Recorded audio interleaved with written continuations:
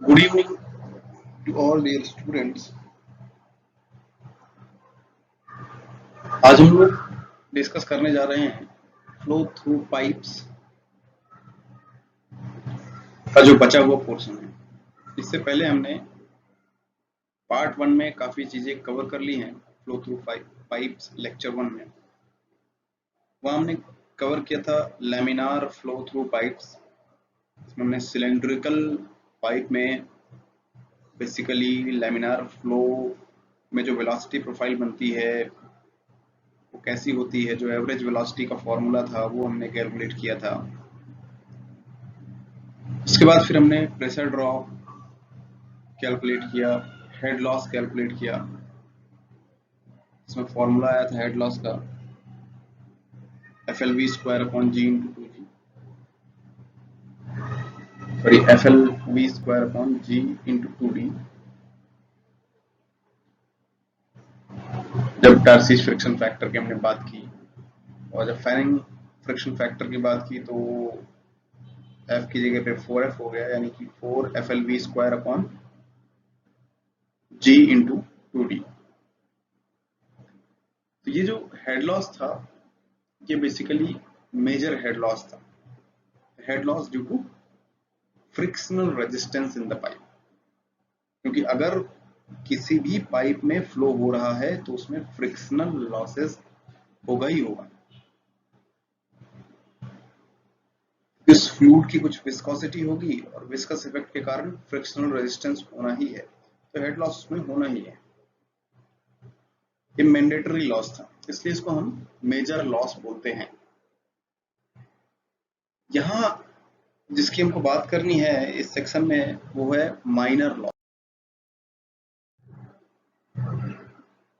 तो अगर energy loss pipe में हो रहा है तो उसको हमने दो पार्ट में डिवाइड किया है। पहला है मेजर लॉस, जिसके बारे में हम ऑलरेडी डिस्कस कर चुके हैं। दूसरा है माइनर लॉस, ये हो भी सकता है नहीं भी हो सकता, इट इज नॉट कंपल्सरी। लेकिन कई बार ऐसा होता है कि ये मेजर लॉसेस से भी ज्यादा हो जाता है, तो इसलिए इसको ये कह के छोड़ देना कि इसका इंपॉर्टेंस नहीं है गलत होगा। अगर हम छोटे से पाइप फिटिंग की बात करें और उसमें बहुत सारे कंपोनेंट्स लगा दिए हैं, कुछ एल्बोज लगा दिए हैं, कुछ वॉल्व्स लगा दिए हैं, तो कई बार ऐसा होता है कि जो आपका मेजर लॉस होता है उससे कहीं ज्यादा माइनर लॉस हो जाता है। और जो ये माइनर लॉस होता है ये basically due to change in velocity होता है, यानी जो उसकी वेलोसिटी में जो चेंजेस हो रहे हैं बेसिकली उसके कारण जो है माइनर लॉसेस होते हैं। मेजर लॉस आपको पहले से ही पता है कि वो फ्रिक्शन के कारण होते हैं, फ्रिक्शनल लॉसेस भी होते हैं। लेकिन माइनर लॉस जो होते हैं वो चेंज इन वेलोसिटी। अब अगर हम आगे बढ़े तो जो माइनर लॉसेस हैं वो किसके किसके कारण हो सकते हैं वो हमने डिस्कस करने का कोशिश किया है। तो पहला है सडन एनलार्जमेंट। कहीं अचानक से कोई पाइप है और पाइप का जो डायमीटर है वो अचानक से बढ़ जाए। तो अगर पाइप का डायमीटर अचानक से बढ़ेगा तो उसको हम बोलेंगे loss due to sudden enlargement.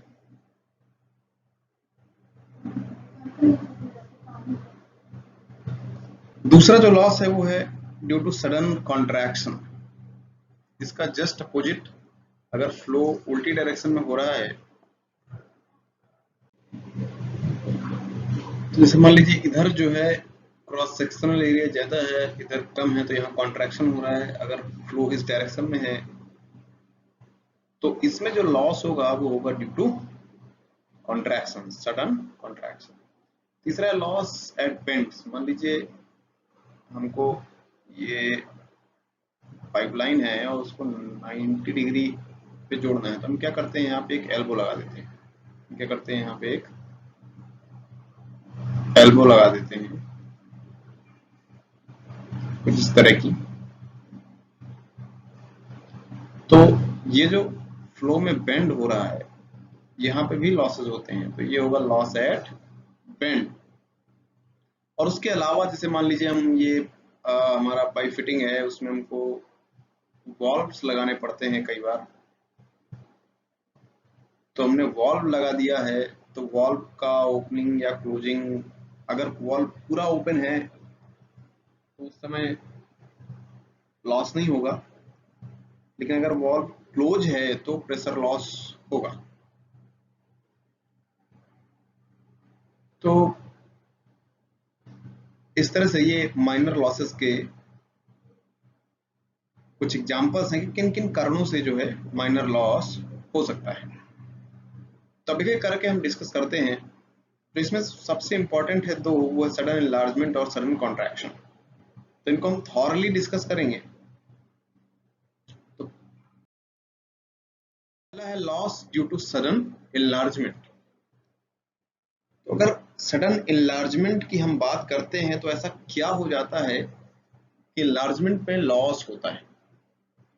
यहाँ पे हम देखें तो इधर जो डायमीटर है पाइप का वो कम है और फिर यहाँ से बढ़ रहा है, इधर डायमीटर बढ़ रहा है, मतलब ये सडन एनलार्जमेंट का केस हो गया। तो अगर हम स्ट्रीमलाइंस की बात करें तो स्ट्रीमलाइंस देखिए यहाँ से स्ट्रेट है, ऐसा स्ट्रेट स्ट्रेट गया है और फिर उसके बाद स्ट्रीमलाइन कुछ इस तरह से जा रहा है, ये। तो बाकी जो ये वाला पोर्शन है,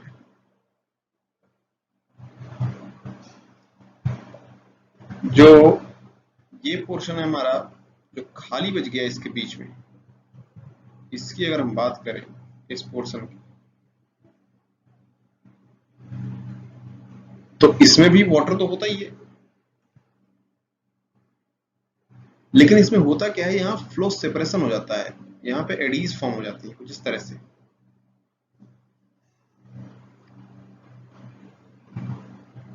तो उसके कारण जो है हमको यहाँ प्रेशर लॉस मिलता है, सॉरी हेड लॉस मिलता है। तो क्यों मिलता है, मैथमेटिकली पहले इसको देख लें, फिर हमको अपने आप समझ में आ जाएगा कि ऐसा क्यों हो रहा है। तो मान लीजिए हमने एक सेक्शन लिया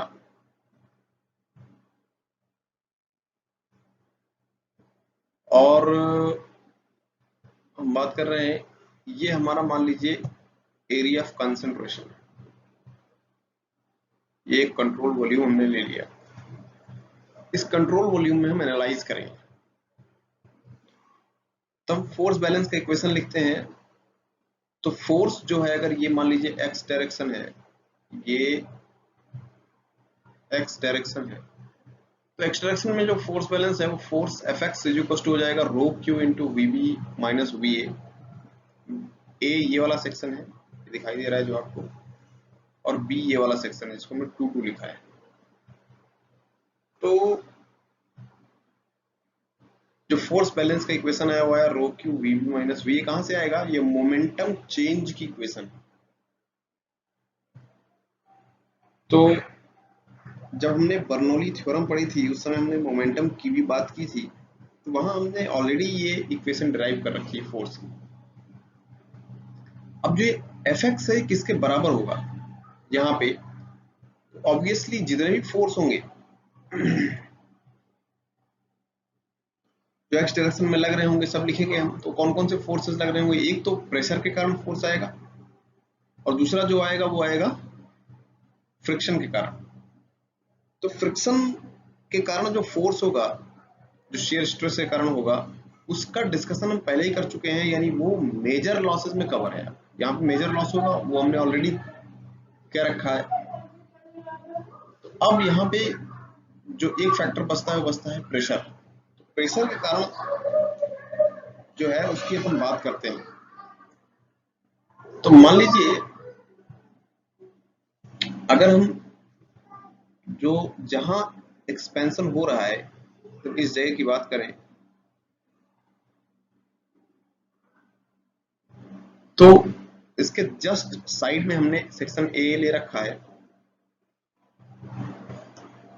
तो हमको पता है कि यहाँ जो स्ट्रीम लाइंस है, यहाँ पे जो स्ट्रीम लाइंस है वो लगभग यहीं से स्टार्ट हो रही होंगी, फिर आगे ऐसे मूव कर रही हैं। तो जो प्रेशर हमको फेल्ट होगा वो स्ट्रीम लाइंस के साथ होगा, क्योंकि स्ट्रीम लाइन जहां कंप्रेस होगी वहां प्रेशर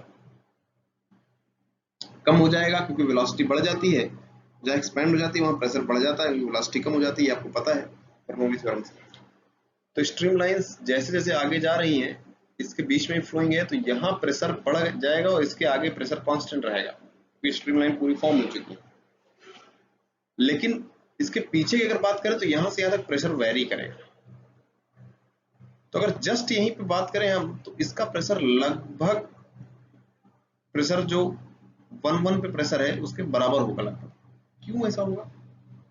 क्योंकि यहाँ की जो वेलोसिटी होगी वो लगभग 1 की वेलोसिटी के बराबर होगी। तो हमने इसको इसलिए P1 लिख दिया, P1 into A2 minus P2 into A2। क्यों? A2 ये पूरा एरिया जो है A2 है। अगर ये डायमीटर D2 है, सेक्शन 1 का A1 एरिया होगा और सेक्शन 2 का A2 होगा, तो ये एरिया और ये एरिया ये दोनों बराबर होंगे आपस में, इसलिए हमने A2 लिखा है, क्योंकि प्रेशर हमने सेक्शन AA पे लिया है। तो P1 इंटू A2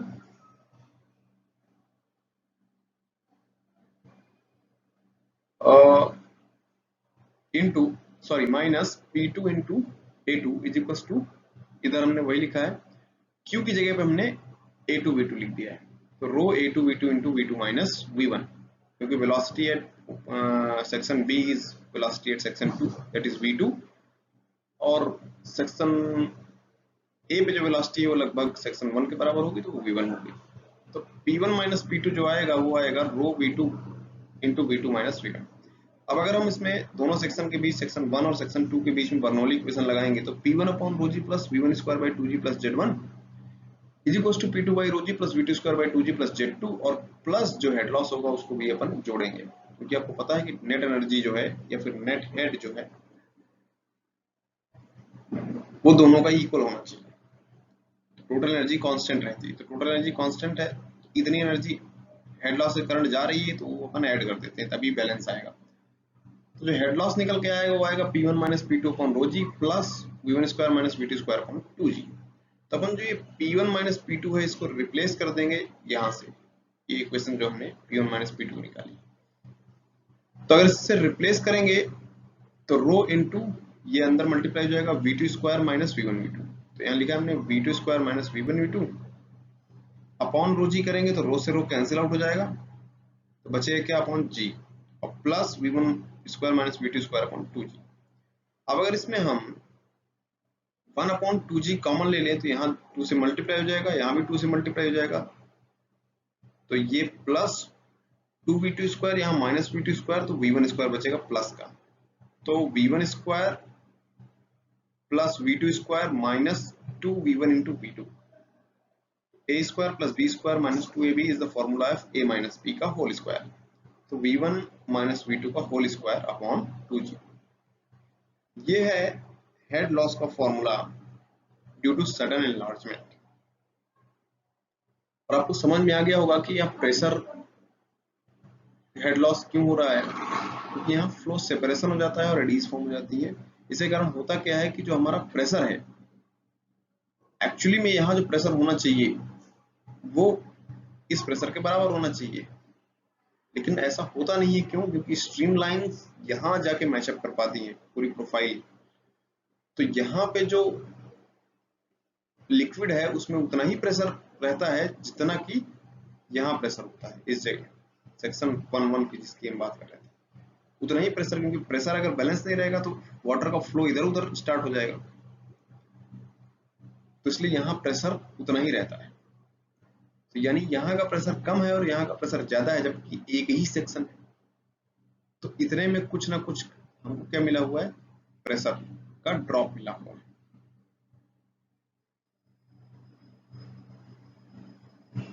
तो इसके कारण यहाँ पे हेड लॉस होता है।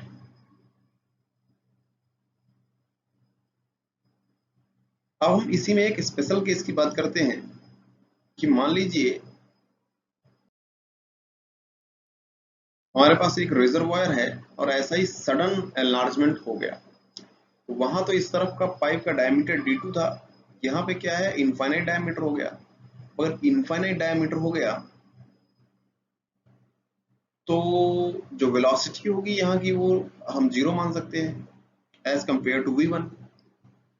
तो v2 जो है, v2 की अगर हम बात करें तो for less than v1।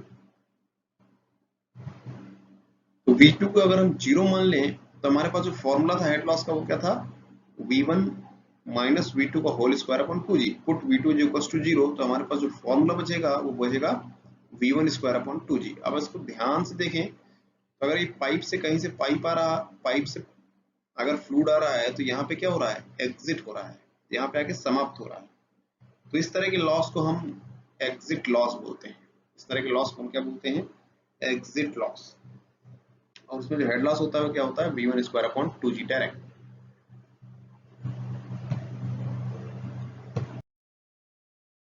Loss due to sudden contraction. तो आपको पता है जहां सडन कॉन्ट्रैक्शन होता है वहां पे जो स्ट्रीम लाइंस हैं उनका शेप कुछ इस तरह से होता है, जैसे इसमें बना हुआ है। यहाँ पे आके थोड़ा सा आगे ये वेना कॉन्ट्रैक्टा फॉर्म करती हैं, फिर आगे जाके फिर से स्मूथ हो जाती है। इधर वेना कॉन्ट्रैक्टा फॉर्म करेंगे, फिर आगे जाके स्मूथ हो जाती है। तो मैंने आपको जब वेंचुरीमीटर पढ़ाया था तो मैंने बताया था आपको कि जब वेना कॉन्ट्रैक्टा फॉर्म हो रहा होगा या फिर वेंचुरीमीटर में हम जो पहला सेक्शन होता है उसमें एंगल का चिंता नहीं करते हैं, उसमें कितना एंगल। जो दूसरा सेक्शन होता है यानी जो एग्जिट वाला सेक्शन होता है वेंचुरीमीटर में, उसमें हम एंगल का चिंता करते हैं, सोचते हैं, उसमें हम एंगल कम रखते हैं, धीरे धीरे उसको जो है एक्सपेंड कराते हैं। वहां मैंने आपको बताया था क्यों, क्योंकि यहाँ फ्लो सेपरेशन हो जाता है। यहाँ भी वही है, जो लॉस होता है एक्चुअली में वेना कॉन्ट्रैक्टा के बाद जो एक्सपेंशन होता है वहां होता है लॉस। उसका नाम जरूर है loss due to sudden contraction, लेकिन एक्चुअल में वो जो लॉस हो रहा है वो ड्यू टू एक्सपेंशन हो रहा है। अब एक्सपेंशन में क्यों लॉस होता है मैंने अभी ऑलरेडी एक्सप्लेन किया था आपको कि एक्सपेंशन में लॉस होता है फ्लो सेपरेशन के कारण, एडीज फॉर्म हो जाती है, जो फ्लो है वो प्रोफाइल से सेपरेट हो जाता है। मान लीजिए ये ऐसी प्रोफाइल बनी हुई है, तो यहाँ से फ्लूइड जो है ऐसे सेपरेट हो जाता है, तो लॉस इसके कारण होता है। तो लॉस किस में एक्चुअली में होगा, लॉस होगा एक्चुअली में एक्सपेंशन के कारण। एक्सपेंशन के कारण लॉस का फॉर्मूला हमको पता है क्या है, that is VC minus v2 upon 2g। क्यों, क्योंकि यहीं से एक्सपेंशन स्टार्ट होगा बिना कॉन्ट्रैक्शन से। तो v1 माइनस v2 का whole square upon 2g, v1 की जगह क्या हो जाएगा, vc velocity at vena contracta. तो अब हमको ये पता है AC VC equals to A2 V2 continuity equation से। तो यहाँ से अगर हम VC निकालेंगे तो वो आएगा V2 अपॉन CC। क्यों, क्योंकि VC की वैल्यू आएगी V2 into A2 upon AC, और हमको पहले से पता है कोएफिशिएंट ऑफ कॉन्ट्रैक्शन क्या होता है, AC upon A2, area at vena contracta upon the area of the pipe. तो अगर A2 अपॉन AC तो 1 अपॉन CC हो जाएगा, यानी V2 अपॉन CC हो गया। अब हम वैल्यू रख देंगे VC की इन टर्म्स ऑफ V2, तो क्या निकल के आएगा, V2 upon CC minus V2 का होल स्क्वायर अपॉन 2G। तो HL का जो फॉर्मूला निकल के आएगा वो आएगा V2 square upon 2G into 1 upon CC minus 1 का होल स्क्वायर। एक्चुअली में इसको हम K से रिप्रेजेंट करते हैं और K को हम बोलते हैं लॉस कोएफिशिएंट। तो अगर हम HL को हम लिखना चाहें तो HL को हम क्या लिख सकते हैं, HL बराबर K इंटू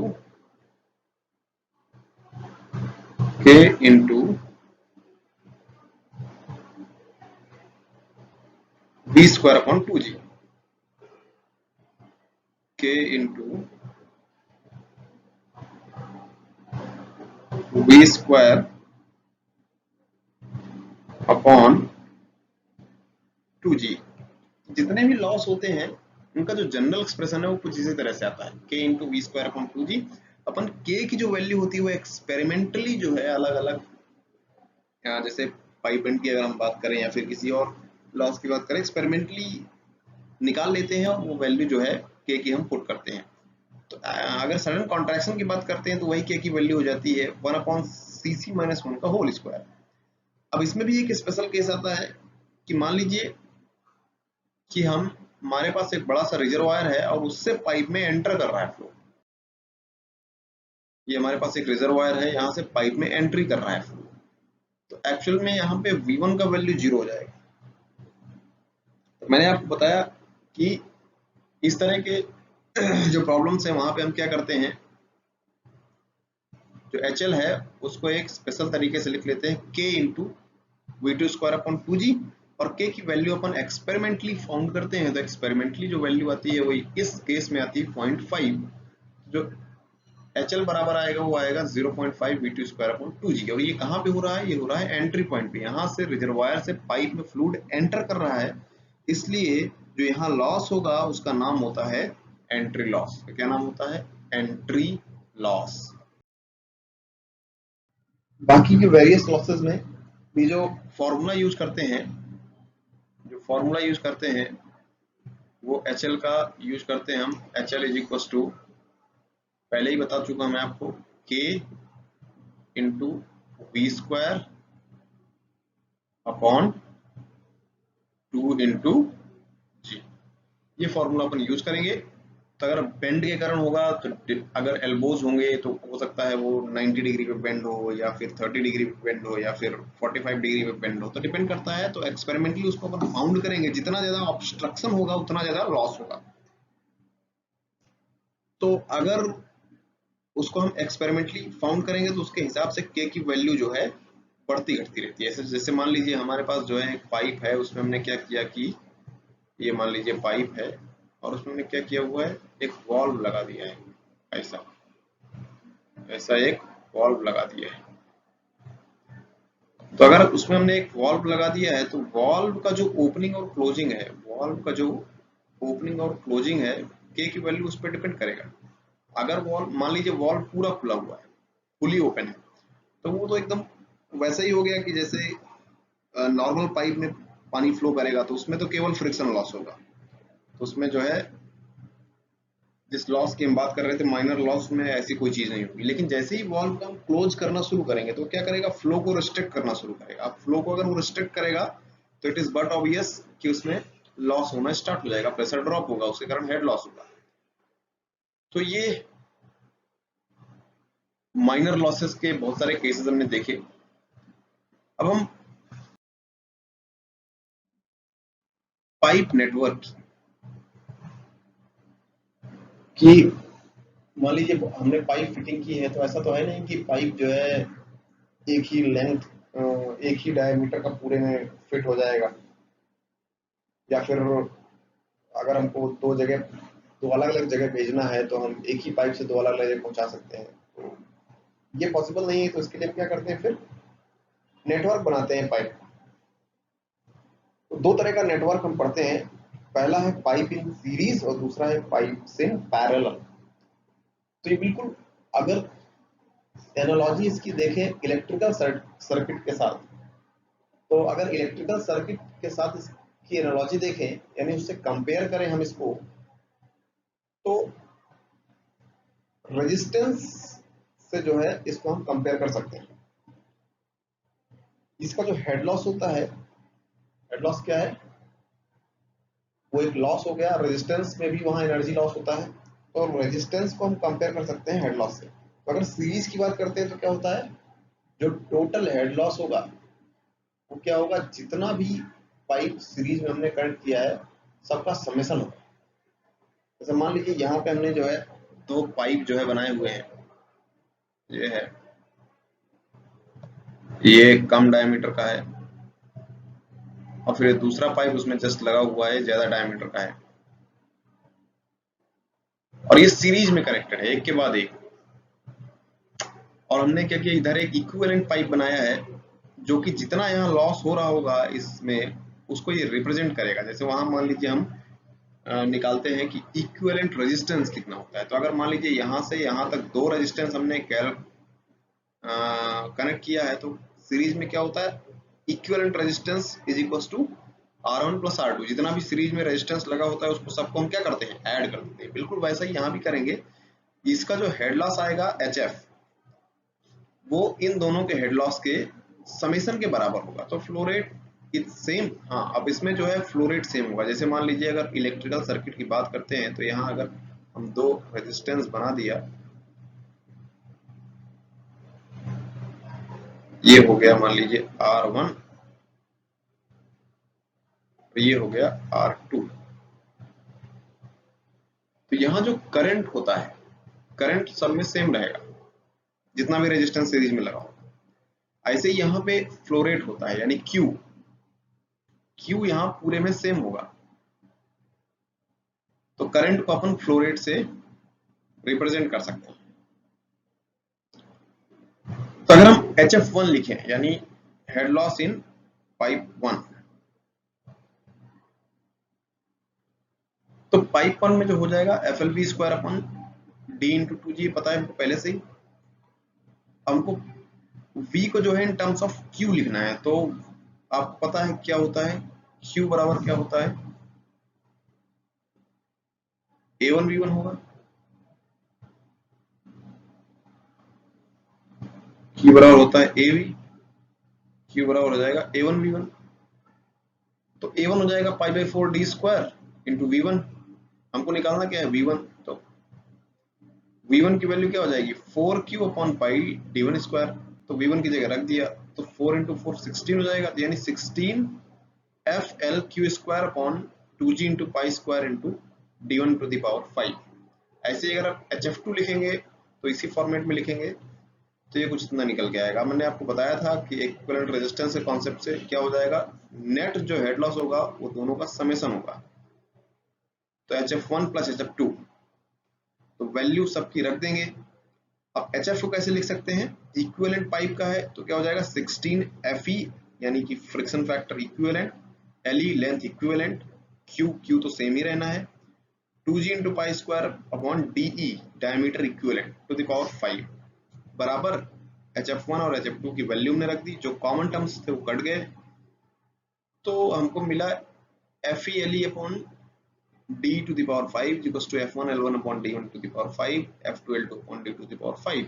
अगर हम इन जनरल बात करें तो मान लीजिए हमने n नंबर ऑफ पाइप्स जो है सीरीज में कनेक्ट करके रखा है, तो उसका जो जनरल एक्सप्रेशन आएगा हमारे पास वो आएगा FeLE/D⁵ summation of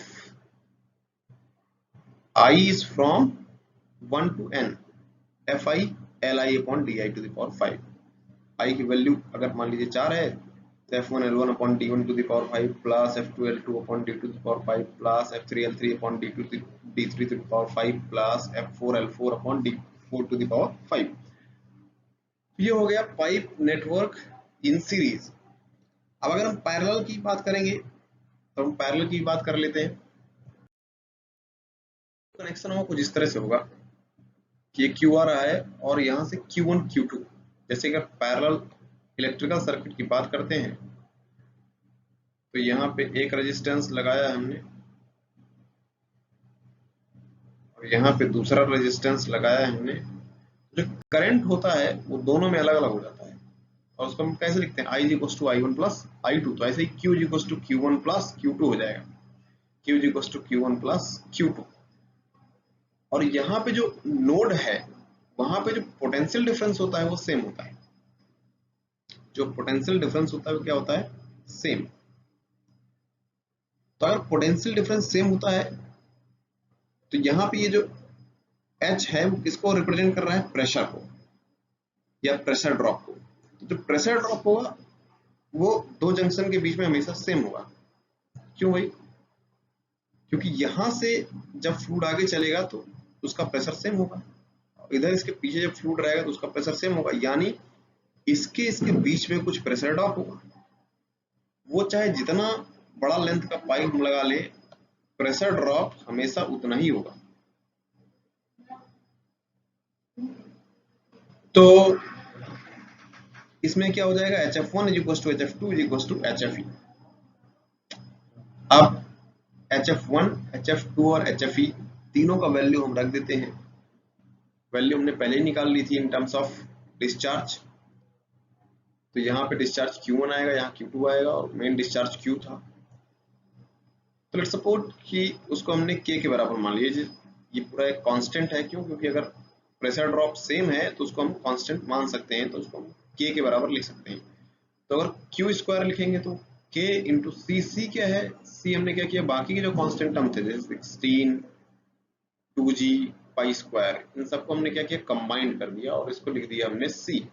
तो KC into D square upon FEL, ऐसे ही KC into D1 square upon F1L1, KC into D2 square upon F2L2। अब क्या करेंगे, इक्वेशन 1 में Q1, Q2 और Q ये तीनों रख देंगे, तो ये सब अंडर रूट में आ जाएंगे, जो कॉमन टर्म्स थे वो कट जाएंगे। तो हमारे पास जो नेट एक्सप्रेशन बचेगा वो बचेगा D⁵ FELE under root is equal to under root D1⁵ F1L1 is equal to under root D2⁵ F2L2। अब इन इक्वेशंस का यूज करके हम कोई भी पाइप के नेटवर्क का प्रॉब्लम बड़े आसानी से सॉल्व कर सकते हैं। बहुत ही सिंपल प्रॉब्लम होंगी, बहुत आसानी से सारी प्रॉब्लम्स हम। अब हम बात करते हैं total energy line and hydraulic grade line की। टोटल एनर्जी लाइन क्या होती है? तो total energy line graphical representation होती है जो हमारे पास टोटल एनर्जी अवेलेबल है। तो अगर हम यहीं पे इस डायग्राम की बात करें, तो अगर इन टर्म्स ऑफ हेड देखें तो हमारे पास नेट हेड जो अवेलेबल है वो ये है। यहाँ की टोटल एनर्जी H होगी, तो यहाँ लाइन यहाँ से स्टार्ट होगी। फिर क्या होगा कि इसमें ड्यू टू फ्रिक्शन, जो कि हमने देखा था FLV square upon G into 2D, तो जैसे जैसे उसकी लेंथ बढ़ती जाती है तो हेड लॉस जो है क्या होता है, बढ़ता जाता है। और लीनियर रिलेशनशिप है, जितनी लेंथ होगी उतना हेड लॉस होता जाएगा। तो लीनियरली वेरी करता है, इसलिए क्या होगा, ये धीरे धीरे इसकी एनर्जी कम होती जाएगी, कम होती जाएगी, कम होती जाएगी, कम होती जाएगी, कम होती जाएगी, कम होती जाएगी। तो अगर हम हर जगह ऐसे ही इसको हम पॉइंट्स में लिखें, मतलब एक बार हमने क्या किया, यहाँ एंट्री पॉइंट का जो है निकाला, एनर्जी यहाँ पे मिला हमको, फिर थोड़ा आगे चल के निकाला, यहाँ पे मिला हमको, फिर थोड़ा आगे चल के निकाला तो इतनी एनर्जी मिली हमको, फिर थोड़ा आगे चल के निकाला तो इतनी एनर्जी टोटल मिली। फिर अब इन सारे पॉइंट्स को अगर हम जोड़ दें तो जो लाइन हमको मिलेगी उसको हम क्या बोलेंगे, टोटल एनर्जी लाइन। फिर उसके बाद दूसरी जो लाइन है उसका नाम है हाइड्रोलिक ग्रेड लाइन। तो हाइड्रोलिक ग्रेड लाइन, ये मान लीजिए टोटल एनर्जी लाइन है और ये हाइड्रोलिक ग्रेड लाइन। इसमें डिफरेंस क्या होता है, सिर्फ वेलोसिटी हेड का। इसका डिफरेंस होता है सिर्फ वेलोसिटी हेड का। अगर हम बर्नौली इक्वेशन लिखे तो क्या क्या लिखते हैं, P अपॉन रो जी या P upon gamma plus V square by 2G, V square upon 2G 2G और plus potential energy that is Z। तो इसमें अगर हम P बाई रो जी और Z की ही बात करें तो जो ये हेड होगा, इसके कारण इसको हम बोलते हैं, इसका अगर ग्राफिकल रिप्रेजेंटेशन करें तो वो जो लाइन होगी उसको हम बोलेंगे हाइड्रोलिक ग्रेड लाइन।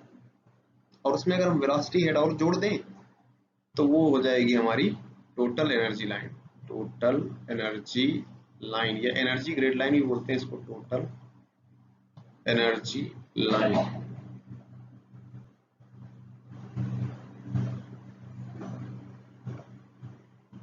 TEL बोलते हैं, टोटल एनर्जी लाइन। जो दूसरी वाली थी उसको हम बोलते हैं हाइड्रोलिक ग्रेड लाइन। तो बेसिकली ये क्या है, अगर हम मेजर करें तो जैसे मान लीजिए हम पिटॉट ट्यूब से मेजर करते हैं तो पिटॉट ट्यूब में क्या होता है, V स्क्वायर बाई 2G, उसमें वेलोसिटी हेड भी जुड़ जाता है जिसको हम स्टैग्नेशन प्रेशर बोलते हैं। तो अगर स्टैग्नेशन प्रेशर की बात करें तो वो जो है एनर्जी ग्रेड लाइन से रिप्रेजेंट किया जाएगा। और अगर हम पीजोमेट्रिक प्रेशर हेड की बात करें, जो कि हम पीजोमीटर से नापते हैं, जिसमें केवल एलिवेशन और प्रेशर की ही बात करते हैं हम, तो वो जो है हाइड्रोलिक ग्रेड लाइन रिप्रेजेंट करेगी। फिर हमारे पास ये एक डायग्राम है, इससे हम समझ लेते हैं। मान लीजिए ये एक डायग्राम है और यहाँ जो है हमको एनर्जी लाइन ड्रॉ करनी है और हाइड्रोलिक ग्रेड लाइन ड्रॉ करनी है। तो अब इरिस्पेक्टिव ऑफ इट्स शेप, कैसा भी शेप हो, यहां आके जो है समाप्त हो रहा है। तो यहाँ पे जो अगर फ्लूइड में एनर्जी बचेगी कितनी, v²/2g, क्योंकि प्रेशर तो यहाँ पे क्या हो जाएगा, एटमॉस्फेरिक प्रेशर हो जाएगा, एटमॉस्फेरिक। तो वो क्या, एनर्जी लाइन धीरे धीरे यहाँ पे इसके पास इतनी एनर्जी थी, धीरे धीरे क्या हो जाएगी, वो घटती जाएगी घटती जाएगी घटती जाएगी। एक्चुअल में अगर ये फ्रिक्शन लॉस नहीं होता तो ये एनर्जी लाइन बिल्कुल ऐसे सीधा आती। अगर ये फ्रिक्शनल लॉस नहीं होता तो जो हमको एनर्जी लाइन मिलती है वो बिल्कुल ऐसा स्ट्रेट मिलती है, लेकिन क्योंकि फ्रिक्शनल लॉसेस हैं इसलिए हमको ये जो है लीनियर मिलती है, और लीनियरली जो है वो उसमें लॉस रिप्रेजेंट करना पड़ता है। तो अगर यहां देखें तो हमारे पास नेगेटिव p/ρ हो गया है, और लास्ट में अगर हम देखें तो यहाँ पे जो अगर इसकी हम बात करते हैं हाइड्रोलिक रेट लाइन की, तो यहाँ पे जो है एग्जिट पॉइंट पे एकदम इससे आके मैच कर गई है। क्यों मैच कर गई है, क्योंकि यहाँ पे जो प्रेशर होगा वो क्या होगा, एटमॉस्फेरिक प्रेशर। तो एटमॉस्फेरिक प्रेशर मतलब 0।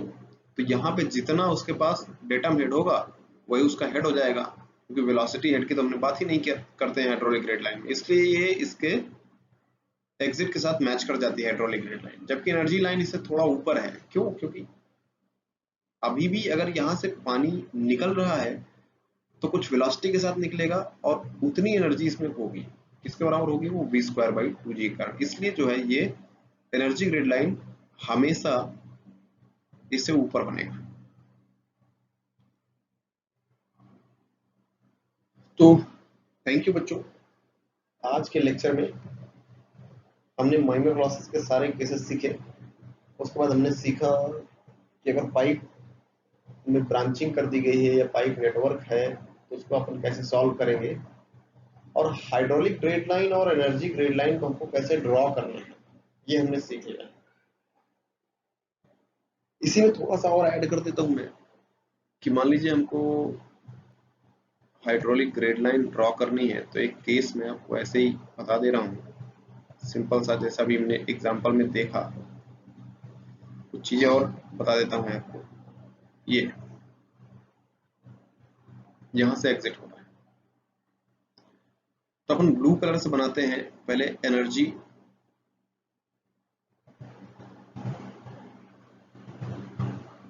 टोटल एनर्जी लाइन को। तो टोटल एनर्जी लाइन एक्चुअली में यहां से स्टार्ट होगी और यहां कहीं आकर खत्म होगी, लीनियर रिलेशनशिप होगी। तो यहां से स्टार्ट क्यों हुई, जबकि टोटल एनर्जी तो टोटल होनी चाहिए जितना हेड इसके पास अवेलेबल है। तो एक्चुअली हमने वहां पे एंट्री लॉस की बात नहीं की थी। मैंने आपको बताया था कि एंट्री लॉस होता है, जैसे ही यहां से रिजर्वायर से पाइप में एंटर करेगा तो यहाँ पे एंट्री लॉस होगा, तो इतना हमको लॉस हो जाएगा चलते ही इतना लॉस हो जाएगा।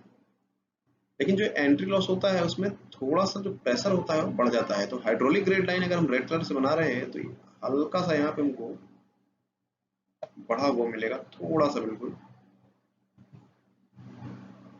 ऐसा, और फिर इसके बाद ये v²/2g बराबर नीचे रहेगा। ये जो डिफरेंस है ये v²/2g के बराबर।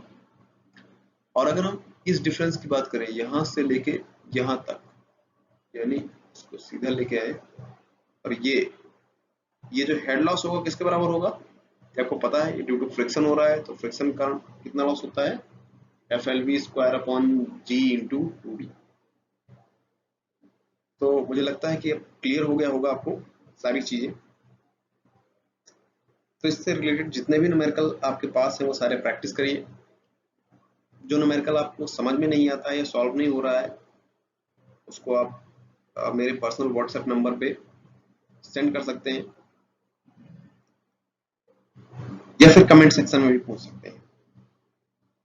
जो भी आपको कॉन्सेप्ट क्लियर नहीं हो रहा है कमेंट सेक्शन में आप पूछ लीजिए, तो मैं आपको नेक्स्ट लेक्चर में या तो ऐड कर दूंगा या फिर उसी कमेंट सेक्शन में आपको समझा दूंगा। Thank you.